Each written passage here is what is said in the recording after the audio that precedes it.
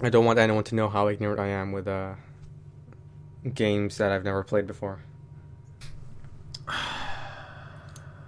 So Pfft. We're okay. yeah, so about 10 episodes ago, or more than 10, he suggested we should go down this hole, and 10 episodes later, now we did. So he was very determined that we'd go down this hole. He was also incredibly patient about it. Well, it worked before, so And there's a stick skull with these lantern down guys. here, apparently. Yeah, but Sunlight Maggot works better. So Yeah, because you don't have to use it as a shield, apparently. yes, Huh. I can two-hand my halberd. Interesting. I didn't realize. I mean, I guess that kind of makes sense. That's what the sunlight maggot would do. But Well, don't worry. This isn't. This is the same thing that took out Solaire, but it's dead. So I don't think it's right. it's unsafe. Ugh, these guys. We have these things here.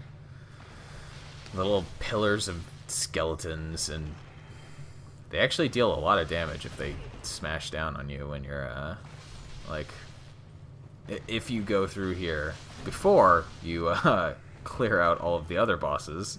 Yeah, this is the last section, quote unquote last section before the final boss. So, well, actually, you can, yeah, you can do it first time, but I always go here first because I hate the darkness. then you mustn't like the game called Dark Souls. Then, I mean, it's not all this dark though. yeah. The ironic thing is this section has better lighting than anything in Dark Souls 2. So, oh. I'm doing a callback to that trailer that essentially lied. I never get mad about that stuff. Whatever. Well, neither did I. I wasn't a Dark Souls fan back then, but so I didn't get burned. That's why I don't pay attention to like pre-release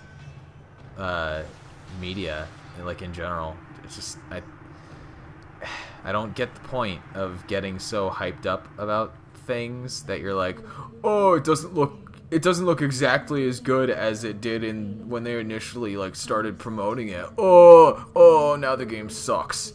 I'm just like, no, whatever. I don't care. Like, Yeah. it's not gonna be a bad game if the lighting is slightly worse than a trailer that they specifically made to like be like, oh, look at how pretty our game is. Yeah, I'll get to that later, but yeah. So We just saved her. Petrus, the cleric in the Firelink Shrine, his party ended up down here. They were tricked by Petrus. Tricked by Patches. I don't know how they managed all three of them to jump down here, but it happened. And maybe they tricked the Rhea first, and then yeah, they were Nico and Vince exploring, followed you know. her. So and then Rhea held out while Nico and Vince held out. For some reason, I don't know why it didn't take me a lot of effort to find this ladder here, but whatever. It's 'cause, I got this light on your head, lighting the way. Yeah. Yeah, well, yeah, it was very dark for them, so maybe they just didn't see it. But we're gonna go talk to Patches here now that we're back. So when I came back up here to talk to him, he immediately went hostile. Maybe you hit him in Like some he- form. No, like he didn't do this dialogue. He said, "Oh, well, I'll just kill you right now." Then, and then he went hostile and started attacking me. So I have no idea what the difference was. Well, if he does ask you this question, then he asks you if you forgive him, and if you say no, then he gives you this, Yay! and he just assumes that we're on his good side, or sorry, he's on our good side. So Yeah. actually, there's a chance that you can meet him in the catacombs. You can actually stick our halberd through his body. That's okay. So that's what I always do.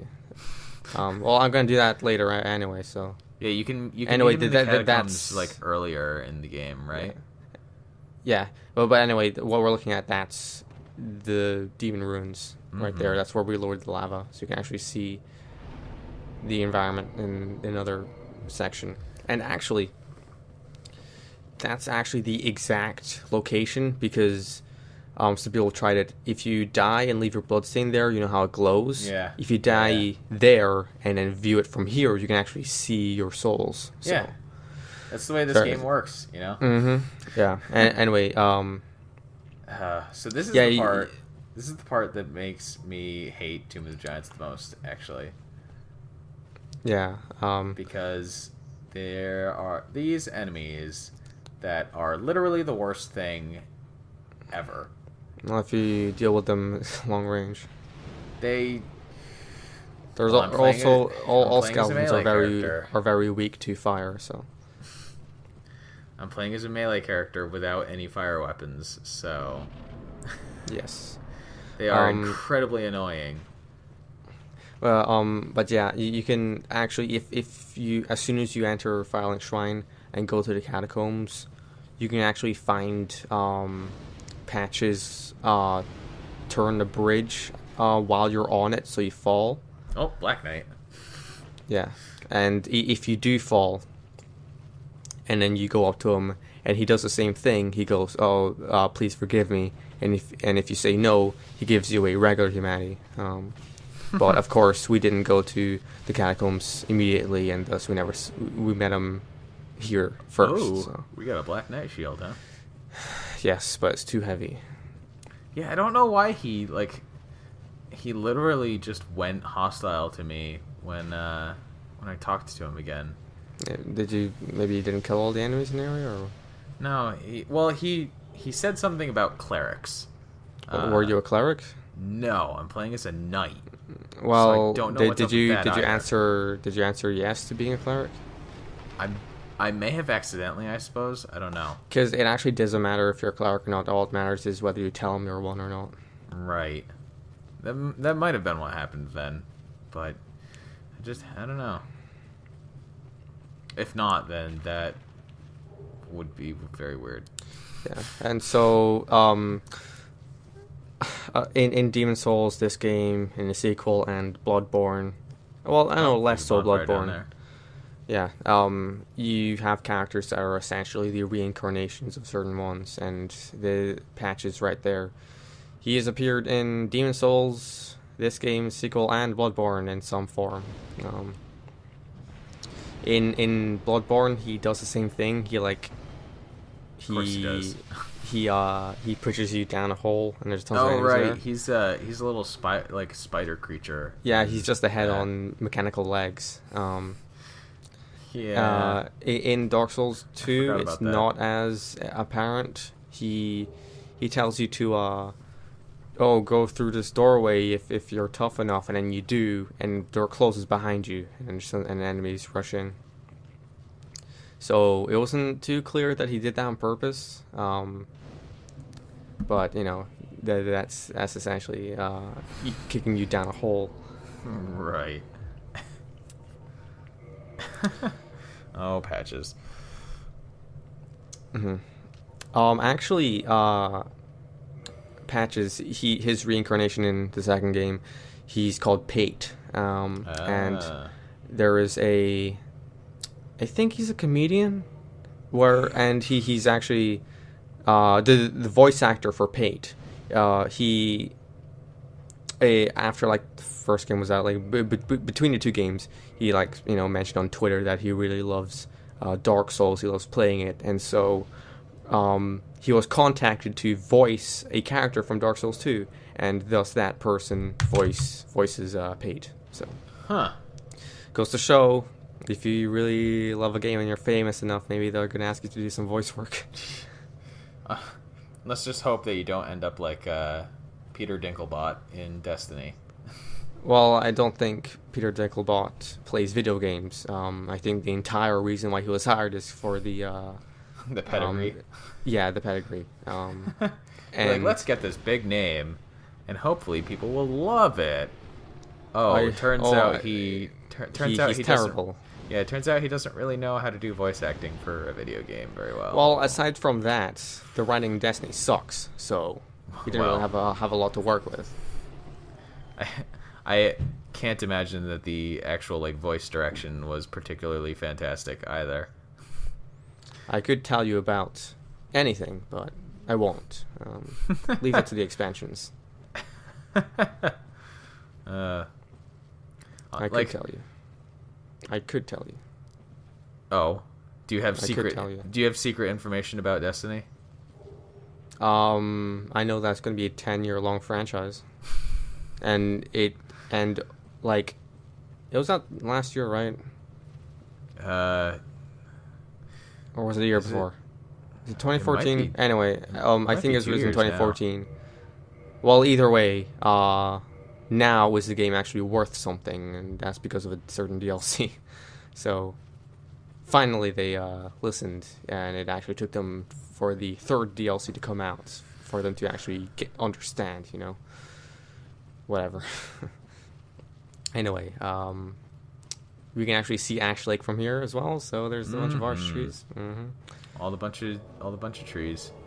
I didn't fight him either, unfortunately. No, well, this is barely a fight, anyways. Anyway, in your case, this is indeed the NPC that helped us fight Pinwheel, and for some reason he's in Nito's area as a phantom. Mm-hmm. And we get his weapon. And we have his weapon and shield. I had that shield the first time. If you have it, if you have it equipped or on your back, then it regenerates your health, but very, very slowly. So I don't think it has any value to it. It depends on how defensive you are. Well, yeah. Actually, if the more health you have, the less useful the shield becomes. Because if you work on percentages, it's a lot less. Why are we going back up? Because we missed a certain item. What would that be? So, you know how there is the gold serpent ring that increases item discovery? Well, there is a silver version that increases the souls you obtain for everything. So. Oh. And it's a very convoluted way of obtaining. You see that item in the corner there? Right.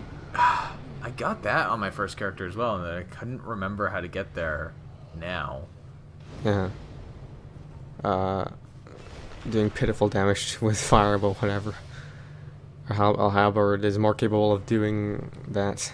Yeah, like, so I can kill all of these guys in one hit with my Zweihander, but it has the very long swing time, of course. Which makes the skeleton dogs particularly annoying because they are fast and cut right through my poise. Well, they're actually called skeletal beasts. Get it right. Whatever. It's like calling skeletal bastards is what they are. It's like calling the trio of legendaries in the second generation of Pokemon. You know, Entei, Ryoku, and Suicune. People, I've seen them being called legendary dogs. When in fact, of course, oops, they're not dogs. They're called beasts. So I call them legendary beasts. No, they're dogs. They're not dogs. Well, they're dogs. A tiger and a lion. No, they're dogs. Only Suicune is a dog. It's a wolf. So we plunged to our death there because we are fantastic at jumping. Yeah, that's why I went to get invaded before I attempted, so I don't waste the humanity.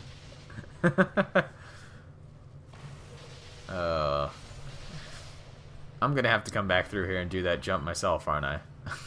to get that ring. If you want, I mean, you have said I don't think in a video that you've only got 2 bosses left. Yeah, I do. Which we can cover in greater detail when we get to like the DLC area and stuff. DLC? Don't spoil it. There's DLC for this game. I mean, it was included in the base PC version. Whoa. I'm still alive. Oops. I did that on purpose. Yeah, totally on purpose. How far do they follow you? They can't climb ladders, that's for sure, so I don't know. We will eventually be safe. Oh, wait, that's okay, we can reset them.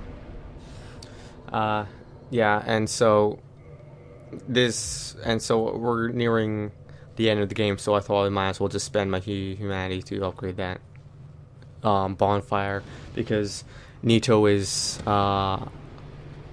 he's kind of tricky, especially in the way I approached him. I've still, like, Nito has, like, both times I've killed him, he's been one of the easiest bosses that I've kind of fought against, actually. Well, it depends. There's a certain mechanic that his boss fight has that makes or breaks whether a boss is hard or not, actually. Which one gives your character trouble? Well, the fact that there's regular enemies in the fight that come back. Right. That Yeah. doesn't get... That get right. That's why I have the Divine Zweihander. Exactly. That's the reason why you didn't ever had any trouble with them, is because you can kill them permanently. I went through the fight and just killed all of the skeletons before I actually engaged Nito. Just, like, straight up. Yeah. Well, a very popular thing people do is back in Anor Londo, the same place where you find Havel set, there's an occult club. Yeah. And you talk to any blacksmith, and it reverts the occult back, occult plus nothing back to a divine plus 5. Right. And so you could just use the divine version of the club to deal with them, and you don't even have to upgrade it. It seems to work just as fine. So Yeah. you have the occult club on as your secondary weapon, and then when you dealt with that, then you use your main weapon to deal with Nito. So I think with my first character, I just threw on a Stora's straight sword for that as well. all right. Because I hadn't, like, upgraded a divine weapon or anything on that character. But I had picked up a Stora's straight sword for the catacombs, so... Because Yes. I don't like dealing with respawning skeletons. Well, I dealt with them, and that's what separates the man from the boys. I would much rather just kill them and have them stay dead, because it's less busy work and less being ambushed. Mm-hmm. Yeah, and so the strange thing with this location, yeah, you can actually see both the demon ruins and another crystal is here, and the ash lake, and so maybe they did that on purpose. I don't know. It's very nice that they did. Maybe, like, I don't. Did they do it on purpose, or they're like, oh, this is, you can just open up a window here, and it just so happens you can see the other location. Well, I feel like it's all on purpose, because that is something. Ooh, Yeah, I love frame how rate. I love how the animations just go into, like, awful frame rate animation mode at seemingly random times. Well, these skeletons do break up. Do you see that dodge? Do you like that? Yeah, they did break up in multiple pieces. So, I feel like all of the location things have to be intentional, because it's a recurring aesthetic element throughout the entire game. Is that, like, no matter where you are, you can see other major locations of the game. Yeah, how you can see Anor Londo almost in, like, the first quarter of the game. Yeah, and, like, Anor Londo is towering above you all the time, and from Firelink Shrine, like, you can see down into, like, what might be Blighttown, and you can see the Undead Burg. You can see, like, from Sen's Fortress, you can look down on, like, the Undead Parish and everything. From Blighttown, you can see up into the, like, Firelink Shrine areas and everything like that again. And so it's all, like, because it emphasizes the scale of the world and how interconnected everything is. Yeah. And we're fighting Little pinwheel servants. retreads of Pinwheel here. And thank God they don't produce any illusions and make the fight harder, because there's already a lot of them. And this is actually a place where you can farm masks, because you couldn't get all of them the first time fighting them. Oh, there's a white Titanite slab right there. Yes. Oh. I'll need to go get that, actually, because I need to upgrade my Zweihander to +10. Yeah. Drat. I knew there was an item around here that I missed. Damn it. Well, makes sense how get a very strong divine weapon would be at the very end of where all the undead creatures are. Yeah. Yeah. Oh. Oh. What a shame. I don't want to go back through here. Ugh. Well, deal with it, to be honest. Yeah. Well, actually, I think you can get a white Titanite slab in the DLC as well. You can. There's one in the DLC and like one in the main game. Yes. It's like, geez, they don't want you to get a whole bunch of fully upgraded weapons. That's for sure. Nope. And annoying part of this boss fight is you have to drop down, and yes, you do lose health from dropping down. So. Of course you do. Yeah. Huh. Fairly And we've been here before, you know.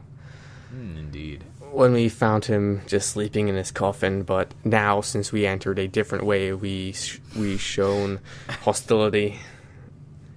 Since we came in through not a coffin ourselves this time.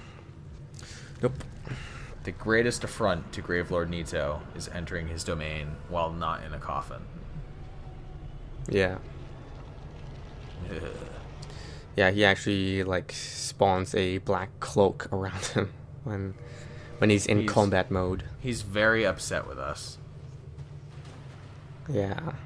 And yes, and much like a skeletal boss, he has skeletal cronies with him.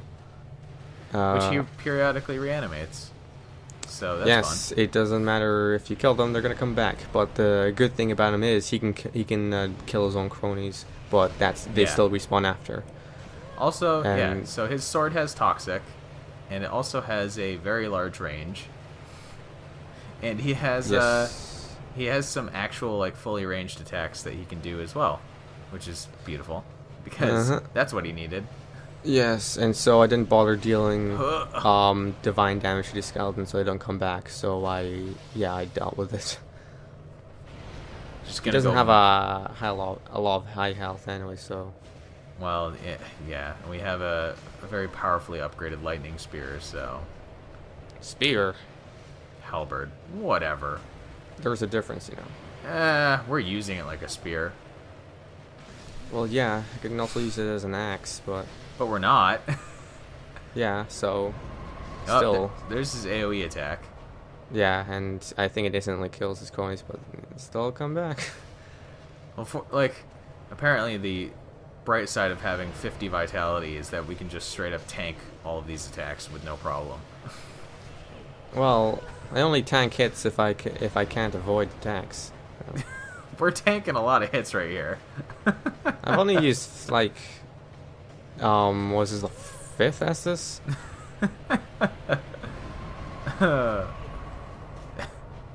I just mean, like, we're taking a lot of damage that we're Well, that's what helped us with the Four Kings fight. We had full Havel and just wailed. I'll admit that's what I did when I fought the Four Kings as well, because I didn't want to deal with that.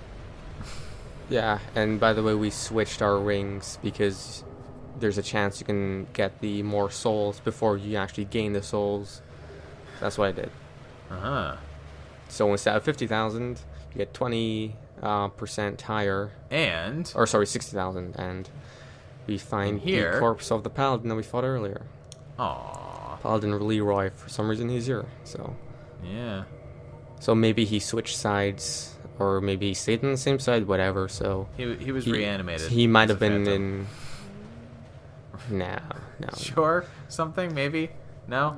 No. You still have to have a conscious mind to invade. Right.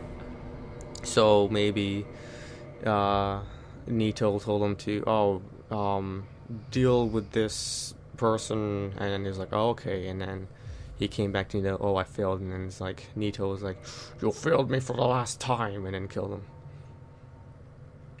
Just straight up necromanced him. Yes, and so that is all the bosses, aside from the last one, killed. Oh man, where are we heading to next then?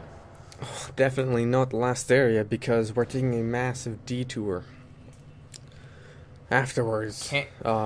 But before that, we need to satiate the Lord Vessel. Can't you just warp to Firelink Altar? Not in this way, Oh. because we're in this. For some reason, if you're on the other serpent side, then you can warp there. But this way you can't. You have to go talk to them. Man, their faces are so disturbing, though. Like, jeez. Raw. The way his nose is wriggling, and the way he's got no like lips on over the gums. Yeah, I don't even understand how they're able to form consonants. Don't worry, this is the last time we'll have to do this, aside from the last episode. But ew, his neck was like just it was just like stretching out there too. well, like part of his body is like the darkness, I think. So anyway, so we need to makes me feel gross. We need to dump the Four Kings, Spell of Chaos, Seath, and Anito, all their souls into this giant bowl. Yay! What's that going to do for us? That's gonna not do anything. This is well entirely pointless. Oh, but actually, it opens the door. Oh, that door that was in front of us. Of course. Yes. Are we going to enter the light? In like 3 episodes' time.